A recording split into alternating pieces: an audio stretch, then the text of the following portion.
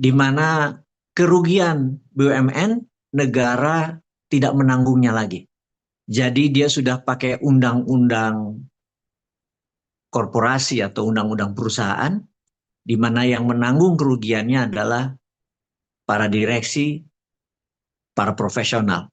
Jadi negara sebagai pemilik tidak menanggungnya lagi. Dan ini sebuah terobosan baru membuat mereka para direksi harus profit, karena kalau rugi mereka bisa dikejar. Ya bagi saya adalah mbok dari dulu ya. Bosman sudah ngingetin dari sejak berapa 7 tahun. Kenapa baru sekarang? Apa kalau atau karena kemarin diperlukan untuk pencarian dana? Gitu ya, ini gosip lah Bosman. Tapi alhamdulillah ini adalah sebuah kemajuan lagi, dan Danantara sekarang berbeda dengan BUMN. Danantara adalah di bawah Kementerian Investasi, dan perusahaan ini adalah semacam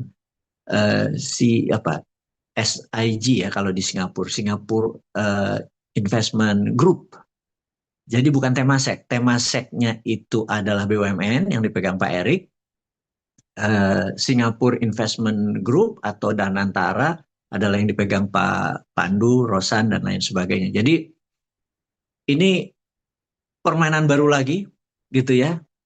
Dan untuk mereka bertumbuh, mereka menggunakan aset masing-masing. Jadi aset BUMN yang di Danantara dan aset BUMN yang ada di Kementerian BUMN. Dan kita tahu kalau ini dikelola dengan prudent, dengan benar, dengan good governance, pengaturannya ini bagus, pasti akan menambah economic value, ingin tumbuh 8%, dan tentunya kita-kita atau Anda semua pasti diuntungkan, karena ini dari lokal untuk lokal atau from people for people gitu ya. Itu informasi kedua. Dan informasi ketiga, ada bertanya bahwa Pak Prabowo itu pecah kongsi ya sama Pak Jokowi ya, gitu kan? Itu saya pikir ini barisan orang-orang yang siapapun pemerintahnya dalam bawah sadarnya bilang gue harus mengkritik, gue harus marah, gue harus mengkritik gitu. Ada orang yang memang spesialis hidupnya adalah marah, spesialis hidupnya adalah apapun yang dilihat Anies sekalipun, walaupun dia milih Anies, pokoknya begitu Anies, nyerang lagi, pokoknya nggak pernah puas hidupnya. Dan nanti waktu mati adalah inilah orang yang hidupnya nggak pernah puas. Itu di bawah namanya ada tulisan kayak gitu. Dan jadi selalu, wah ini Bahlil dipakai untuk dia sebagai antagonis yang peran bagusnya biar Prabowo gitu. Pokoknya semua tuh diputer-puter aja, dan saya yakin Anda pun banyak yang termakan hal-hal seperti itu. Dan ke depan mudah-mudahan Anda tidak terpengaruh lagi, karena Bosman selalu mengkritik Anda. Ini kan ya nasihati diri saya sendiri dan Anda. Enggak gitu ya, kita jangan. Jadi enggak, kenapa kok kesannya Pak Prabowo malah mencabut pagar laut, seakan-akan pro Said Didu, anti Aguan. Aguan kan konconya Jokowi gitu ya. Nah, ini kan banyak sekali yang, wah ini pecah nih berarti mereka gitu ya. Teman-teman, kita harus kasih tahu bahwa Pak Prabowo adalah orang yang sangat negarawan, kedua adalah sangat militeristik, mengerti apa itu national threat atau ancaman nasional, mengerti national interest atau negara ini mau dibawa kemana, sangat ngerti. Kita tahu residu dan sampah-sampah politikus ideologi pemerintahan 10 tahun yang lalu yang memang tidak mikir rakyat itu masih tersisa gitu ya. Dan kita tahu bahwa peristiwa Aguan ini sebenarnya bukan Aguan sama Jokowi berseberangan sama Prabowo, yang jelas adalah Aguan berperangnya sama Jokowi. Kita tahu Aguan buka-bukaan di Tempo bahwa sebenarnya terpaksa membangun IKN dengan 200 miliar itu untuk menutup malunya Pak Jokowi. Itu kata Aguan ya, saya cuma mencuplik ulang aja yang ada di interview dia dengan Tempo. Nah, yang kita mau diskusikan adalah tentunya sebagai pengusaha setiap dia masuk dia mau ada benefit. Nah, benefit yang dia Aguan harapkan adalah wilayah PIK 1, PIK 2 itu ya dijadikan daerah otonomi yang khusus, jadi masuk proyek strategis nasional. Nah, kalau proyek strategis nasional, investor kan akan masuk, investor asing, mitra-mitranya, kepercayaan orang, karena proyek strategis nasional gitu ya. Padahal proyek strategis nasionalnya tuh paling 1.600 hektar, yang bisa dikelola cuma 200-an, tapi dia malah meluas ini sampai pagar laut pun disikat sama dia. Dan ini yang membuat Pak Jokowi bilang, ya udah, lu sekarang ribut sama gua gitu ya. Jadi saya Didu yang kepake sama Jokowi jadinya. Anda mulai paham cara bermainnya, bahwa kalau Anda nggak ngerti politik, Anda malah jadi pion gitu ya. Jadi saya Didu malah diadu sama Aguan. Dan saya Didu malah membela Jokowi gitu. Ini saya ngomong apa adanya nih. Nah, jadi teman-teman, yang terjadi adalah sebenarnya adalah begitu Aguan buka-bukaan, ya Jokowinya marah lah gitu ya. Yang dulu ada orang ngomong kata Aguannya ditangkap, sekarang udah lepas aja udah gitu ya. Nah, inilah kejadiannya di mana Aguan membuka bahwa investor-investor yang mau invest di IKN tuh nggak ada, tadinya nggak ada uang negara, kemudian masuk 20%, lama-lama jadi 100% uang negara. Terus untuk menutup malu dibantu Aguan dengan 200 miliar, tapi tanahnya minta dipik, minta dijadiin proyek strategis nasional. Dan bayangin, Aguan itu sudah menikmati keuntungan yang luar biasa. Dalam 3 tahun, dari 2022, 2022, 2023, 2024, saham PANI, sahamnya dia, itu naik 14.000%. Lo gila nggak? Saya ulangi lagi ya, naik berapa? 14.000%. Yang kemarin pas itu cuma turun 20%. Tapi dia menikmati sebuah profit yang bukan sekedar PSN, tapi juga menaikkan sahamnya luar biasa. Itu pasti digoreng pendapat gue sih, tapi mungkin Anda yang lebih pakar urusan beginian. Nah, jadi ini adalah perang bintang Aguan sama Jokowi ini gitu ya. Pak Prabowo dia menegakkan kebenaran aja. Kalau itu memang secara legal salah, orang nggak ada daratannya, udah ada sertifikat, ya copot aja gitu ya. Jadi di sini sekali lagi seperti minggu lalu, Bosman mengingatkan bahwa residu-residu politik itu masih tersisa. Pak Prabowo di pinggir aja sambil pelan-pelan membersihkan ini semua gitu ya. Dan kita ya jangan terprovok dengan banyak hal, dengan berita-berita di WA yang membuat Anda makin pusing. Ini ada apa sih? Jawabannya adalah drama, dan kalau Anda mengikuti drama itu, Anda nggak akan kaya. Dah, percaya gue. Karena mindset Anda isinya sampah, gitu. Sekedar pengetahuan aja informasi ini, gitu ya. Terus, itu informasi politik di Indonesia. Sekarang kita membicarakan sesuatu yang hari ini saya mendapatkan banyak sekali wake up call atau alarm yang membangunkan saya, yang membuat saya melihat dunia menjadi lebih luas, menjadi lebih indah gitu ya. Dan sekaligus digampar-gamparin. Salah satu calon partner saya, belum partner, dia masih berusia 34 tahun, dia memiliki beberapa visi, memiliki beberapa jenis usaha sama dengan Bosman, yang saya tawari untuk dia masuk ke saya masuk ke dia, itu bicara bisnis sekali ya. Nah, tapi ada satu perkataan dia bertanya, Mas, eh, bisnis Anda ini, dia nunjuk berapa nama. Dinaran berapa staffnya? Saya bilang, ya cuma 15, saya bilang itu. Di luar tim IT, ya tim IT saya satu di Jogja, dua di Bali, saya bilang itu. Terus, kenapa nggak dihitung IT-nya? Karena IT-nya megang semua lini bisnis, mau Jampi Tukul, mau Minumind, apalah semua ada jadi tidak ini. Oke. Berapa yang pakai AI? Wah, baru satu, saya bilang kayak gitu. Divisi promosi dan pengiklanan aja. Saya sekedar ngingetin, pastikan semua orang di samping lu itu pakai AI. Sehingga kalau lu pegawai lu 20, itu kayak lu punya 200 pegawai. Kayak. Jadi kalau omset lu misalnya X, lu harus bisa punya 20-30 kali X.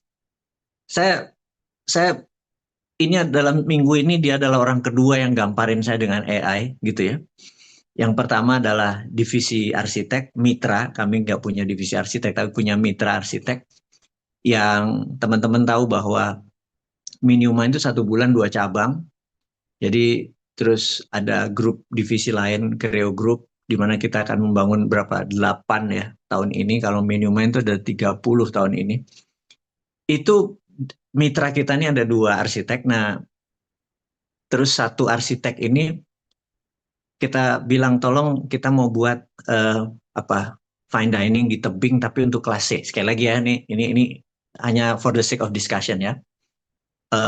Kita akan membuat di tebing itu fine dining tapi untuk C. Jadi harganya C lah gitu karena kita melihat ekonomi ini lagi turun, A dan B ini lagi bermasalah tapi C nggak ada matinya gitu ya. Kita akan C itu harganya 13.000, nasinya menggunung, ikan melimpah gitu ya. Kita ada misalnya nasi cakalang melintang gitu misalnya gitu. 13.000 gitu dan ya murah-murah seperti itu. Nah, desainnya mau kayak gini, kayak gini, kayak gini. Kemudian dia menggunakan AI, dia set gitu ya. Ya kira-kira kayak gini, kira-kira. Terus RAB-nya gimana, bentuk bangunan, rangka segala macam, kira-kira berapa lama dikerjain? Dia bilang 1 menit. Saya bilang, maksud lu 1 menit gimana gitu? Jadi gambar sketch tadi, yang itu juga cuplik-cuplik dari Pinterest dan lain sebagainya, dimasukkan ke AI, tahu-tahu skala bangunannya keluar, meterannya keluar, apa rincian bangunannya keluar. Saya bilang, waduh, ya tinggal kita tahu bahwa pipanya sekian panjang ya dikalikan harga berapa gitu. Udah keluar semua. Jadi saya bilang ngapain kita punya 2 mitra arsitek, satu ini aja. Dan ternyata saya baru tahu dia cuma punya asisten satu, tapi dia bisa mengerjakan banyak sekali orderan. Ternyata pakai AI.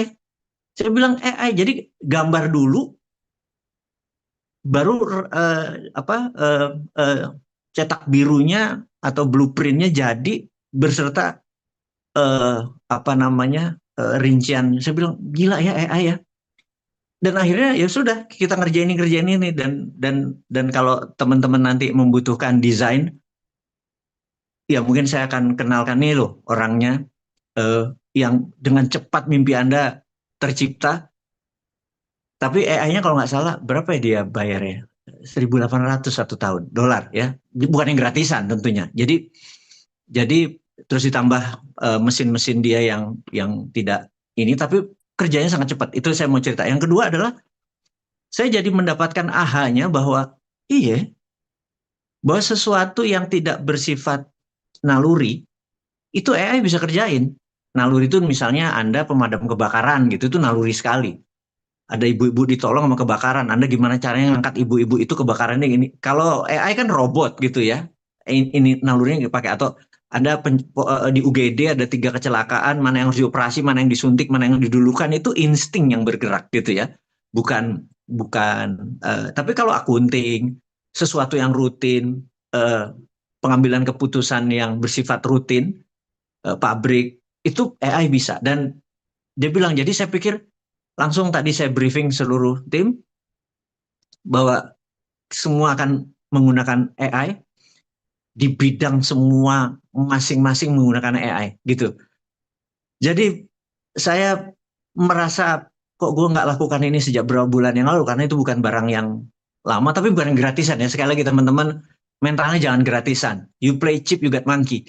Lo jangan murah lah terhadap diri lo gitu ya. Lo kalau bayar, kalau lo mau dapet buang $2.000 setahun, ya lo throw the dice, lo harus lempar dadu. Jangan, aduh gue cari yang gratisan. Ya lo dapet yang gratisan. Sementara hal kayak gini nih, daripada kita membayar 20 juta rupiah kepada 10 pegawai kita, itu AI udah bisa mewakili semua orang-orang Anda gitu ya. Dan ini wake up call, benar-benar kaget dan saya jadi semangat gitu ya. Saya minta ngerjain ini dan partner saya itu Mas D ini dia bilang, Ini gue kasih contoh ya. Gue kan mau ke honeymoon sama bini gue. Bilang honeymoon ke berapa lu? Dia bilang gitu. Ya, hampir 2 tahun sekali kita pasti honeymoon. Terus dia bilang kita mau milih ke Jepang. Terus dia perintahkan AI-nya. AI apa? AI agent apa gitu nama itu di sana. Dia bilang mau ke Jepang. Terus promptnya ingat ya, prompt itu benar-benar harus rinci dan detail. Ini saya kasih ilustrasi. Prompt itu misalnya saya suka olahraga, saya senengnya makan di tempat yang zen, quiet, nggak mau yang banyak publiknya. Terus istri saya sifatnya begini-begini, dirinci semua sukanya apa, ini segala macam. Kami akan 7 hari di Jepang. Kami mau ke sini, ke sini, ke sini, ke sini, ke sini, ke sini.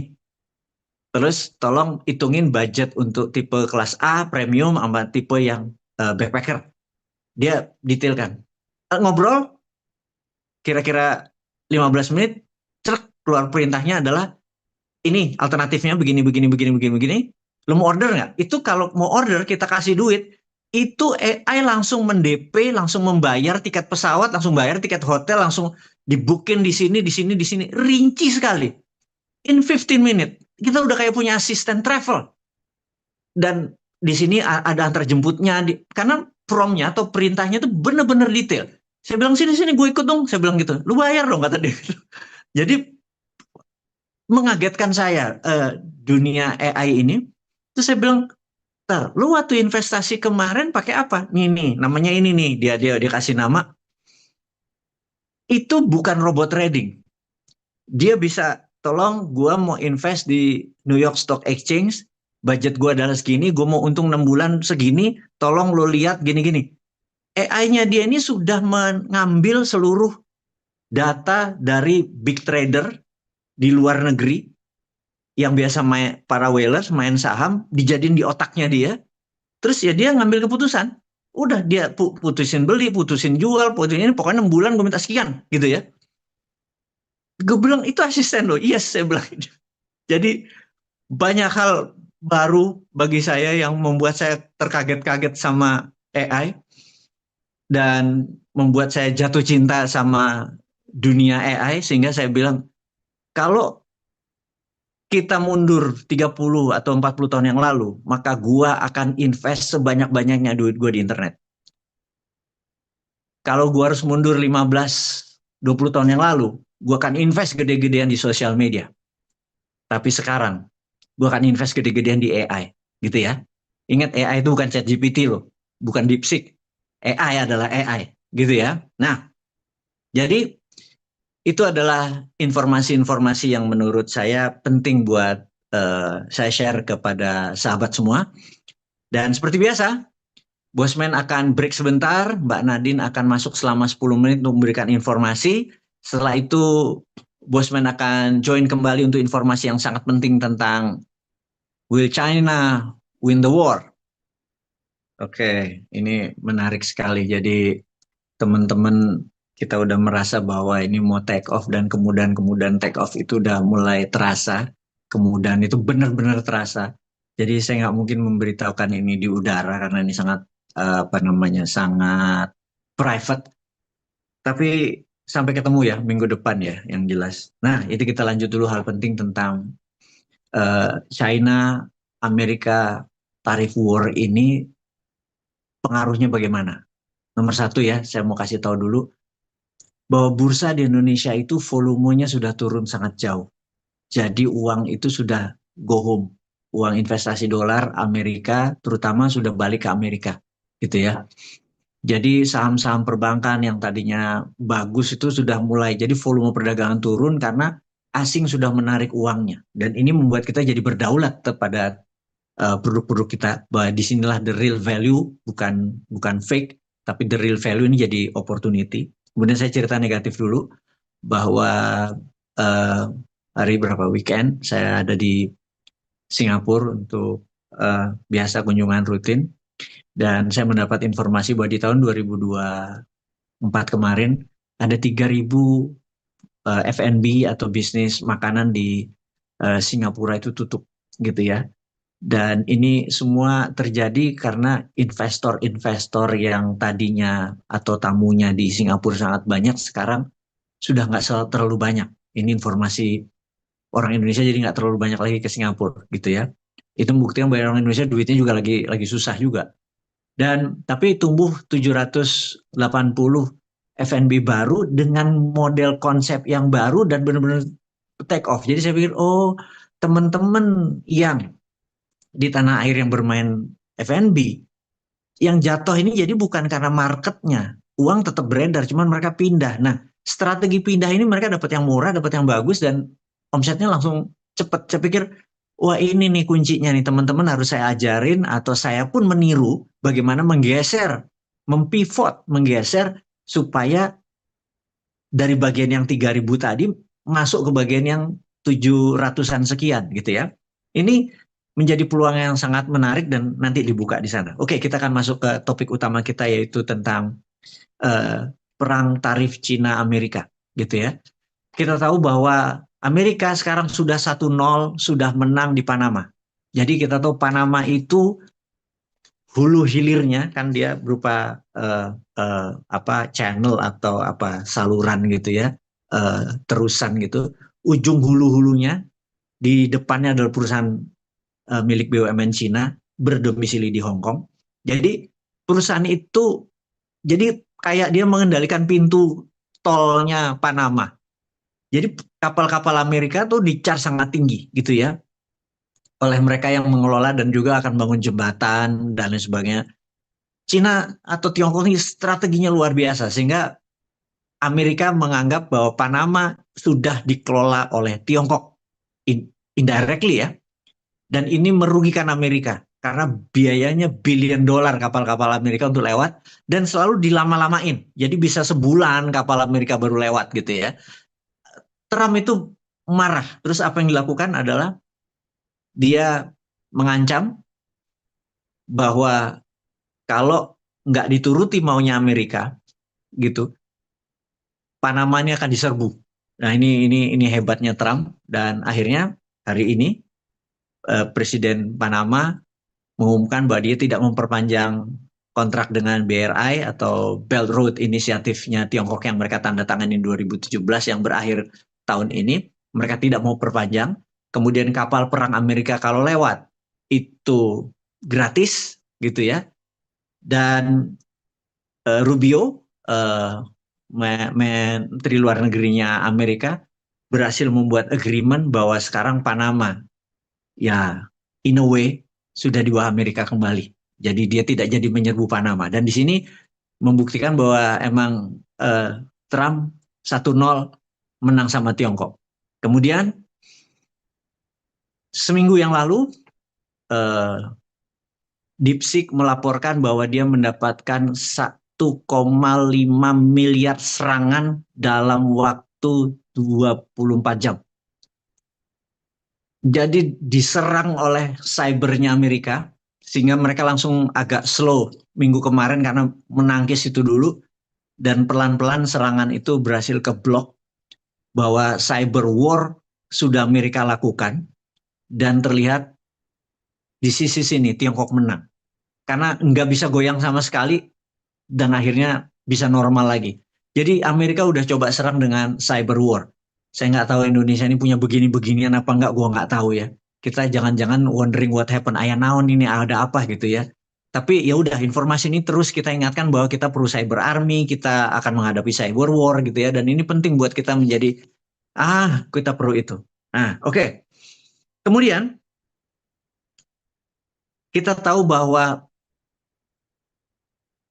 sukses sebuah negara itu adalah menurunkan biaya distribusi. Gitu ya.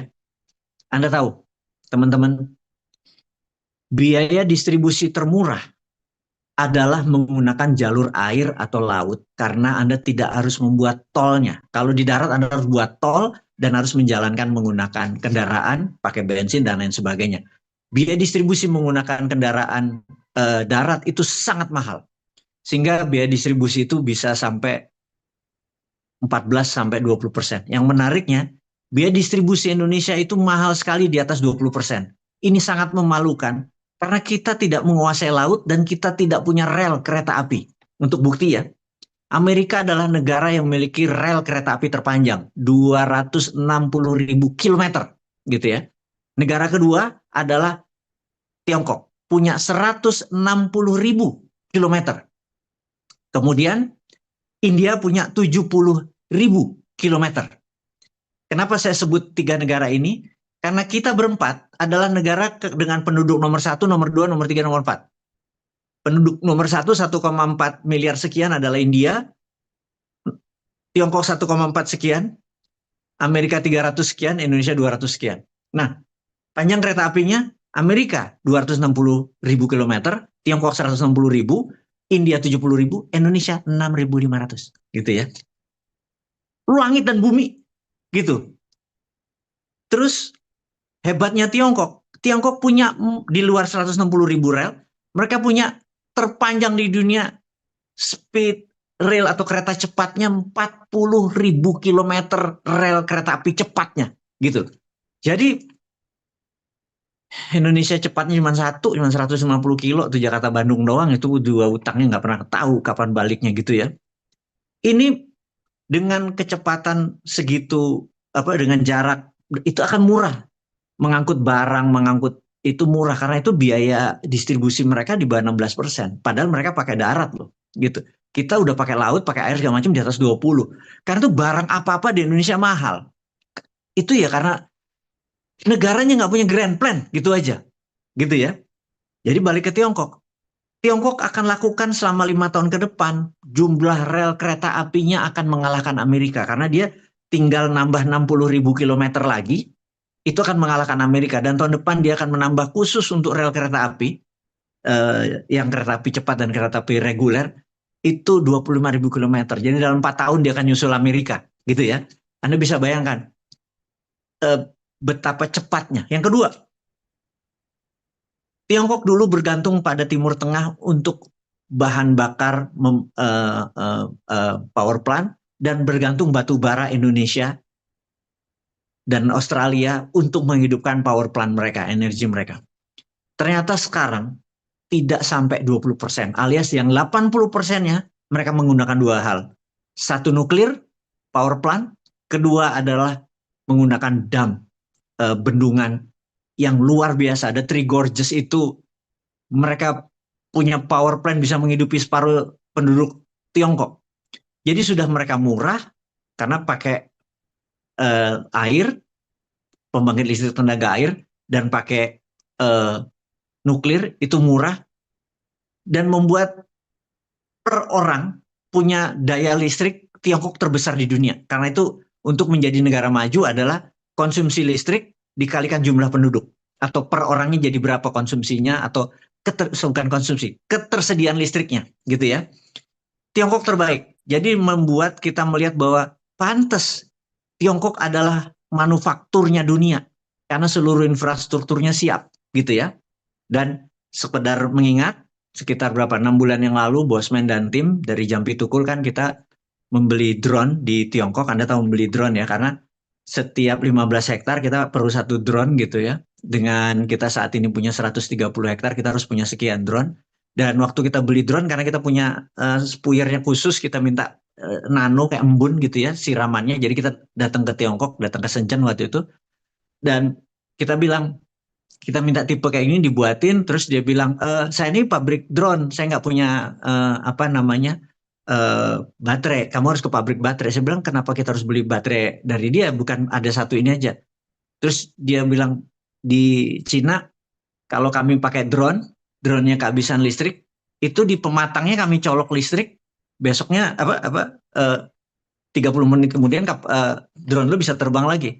Pertanyaan gua, lu di Indonesia pematang-pematang sawah lu ada listrik nggak? Enggak.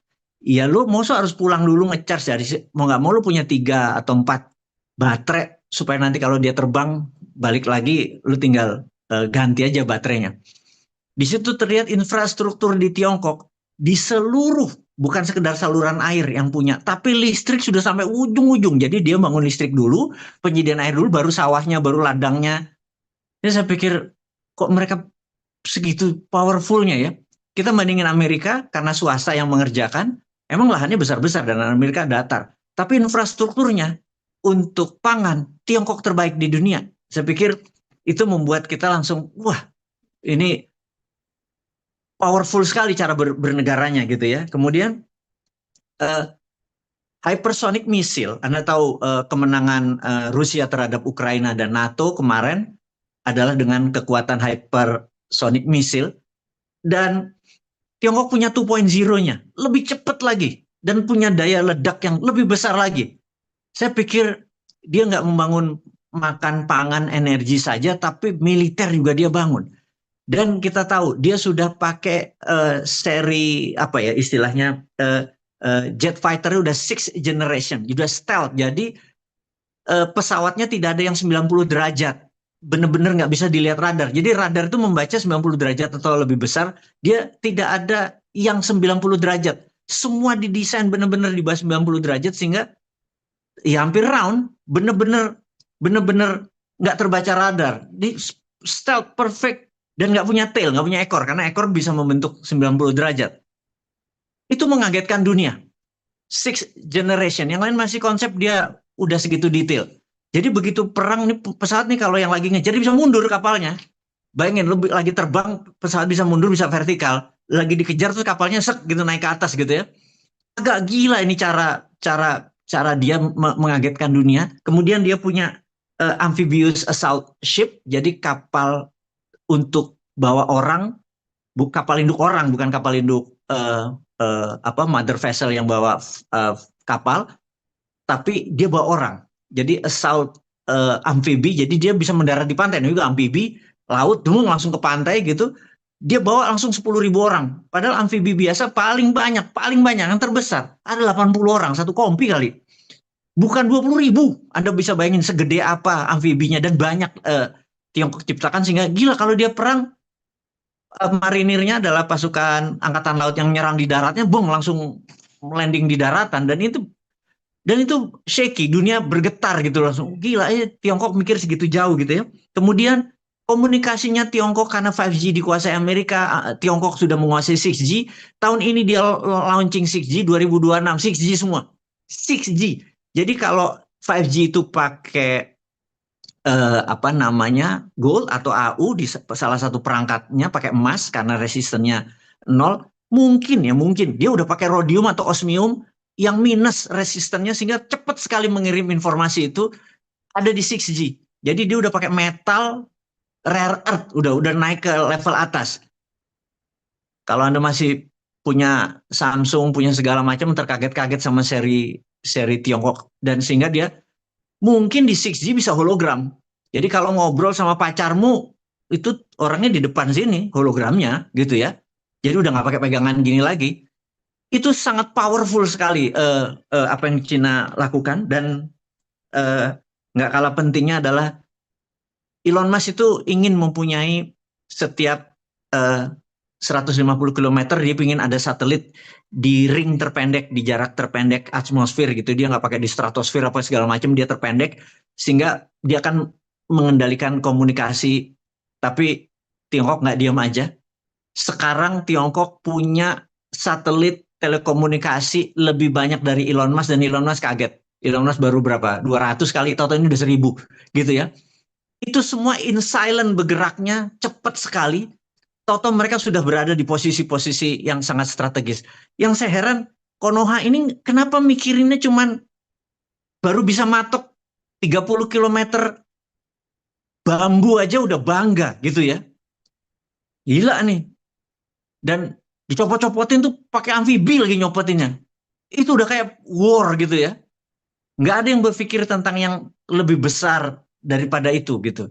Nah, kesimpulan saya secara militer Tiongkok siap, kemudian secara pangan kalau terjadi perang dia juga kuat, secara energi dia udah independen. Nah, Indonesia belum independen energi secara energi belum independen, secara pangan belum independen. Terlepas dari itu semua teman-teman, saya pengen Anda yang independen, udah nggak usah mikirin negara, Anda yang independen.